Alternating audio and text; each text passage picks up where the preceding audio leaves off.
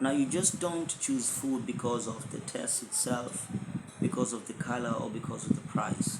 In Islam, we choose food according to this criteria. The criteria is actually you have to check, is the food lawful first of all. Allah subhanahu wa ta'ala says in the Holy Quran, Ya ayyuhan nas kulu mimma fil ardi halalan tayyiba wa la tattabi'u khutuwati shaitan. That you should choose food that is lawful and do not follow the footsteps of the shaitan. Another thing you have to actually know is that if that food is at-tayyibah, Allah subhanahu wa ta'ala mentions halalan and then at-tayyibah. At-tayyibah means it has the nutritional value, and it also stresses the point that it has to be halal, it has to be lawful. Allah subhanahu wa ta'ala must have actually allowed it to be eaten as per his sharia. Unfortunately, when you eat anything that you found in the market, or you just decided to cook because you actually thought that it was good for you to eat, but as per the Islamic teachings it's not clear whether it's halal or not, then that's wrong. What you're supposed to do is that you have to choose what is halal, what is actually allowed in Islam, and it has to be good, it has to have that nutritional value. And foods differ in terms of their nutritional value, and you can see that in the packages where it's written energy, protein, minerals, calcium, phosphorus, and so on and so forth. This is actually the nutritional value of the food itself.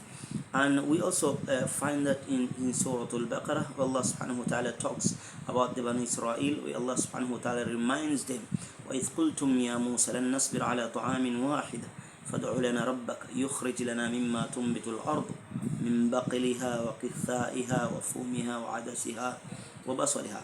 And it's like the Bani Israel were not ready to endure on one type of food, that is manna and salwa. Allah subhanahu wa ta'ala says, وَأَنزَلْنَا عَلَيْكُمُ الْمَنَّ وَالسَّلْوَى كُلُوا مِن طَيِّبَاتِ مَا رَزَقْنَاكُمْ.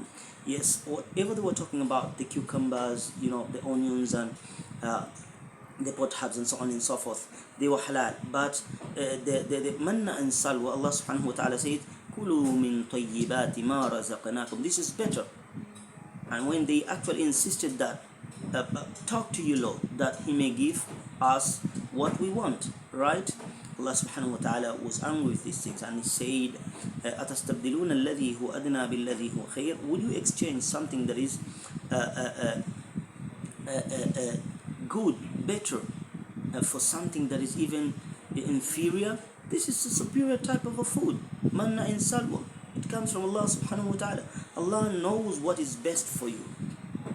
أَتَسْتَبْدِلُونَ الَّذِي هُوَ أَدْنَى بِالَّذِي هُوَ خَيْرٌ. So you can see there is a classification of food in terms of nutritional value as per the teachings of Islam here. And as we see here, Allah subhanahu wa ta'ala gives us a clear picture of some foods being higher in quality than others. And the other thing we have to look into is actually the mizaj, the temperament. The Prophet ﷺ used to eat, according to Aisha radiyallahu anha zawj al-Nabi, he used to say, كان رسول الله صلى الله عليه وسلم يأكل البطيخ بالرطب فيقول نكسر حر هذا ببرد هذا وبرد هذا بحر هذا. You have to look at the temperament. There are almost 9 temperaments, but what we are actually supposed to look at is actually the mu'tadil, that equable temperament. The temperament is actually the degree of hotness, coolness, dryness, and even moisture in that type of food. When it's digested, it gives moisture. When it's digested, it generates heat. When it's digested, it actually gives that a sense of coolness in you. The mizaj is a very important aspect here, and we really need to take into consideration, because after all, it actually contributes to the good health of every human being.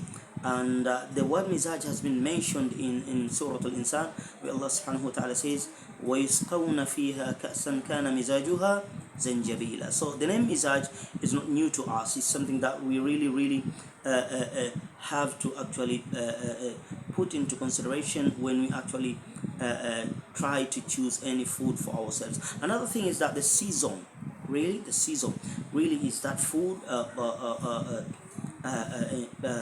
in line with the season that you are in at that particular moment, right? If it's actually far away from its season, it means that maybe the food was stored for a long time, or maybe preservatives have been used to make it survive up to that particular moment. And this means that you will be eating food that is having a lot of chemicals and so on and so forth. But if it's something that is found in that season, it means that you're eating something that it did not take long before it was in the field, right? It's kind of fresh. It hasn't stayed for long before it was harvested.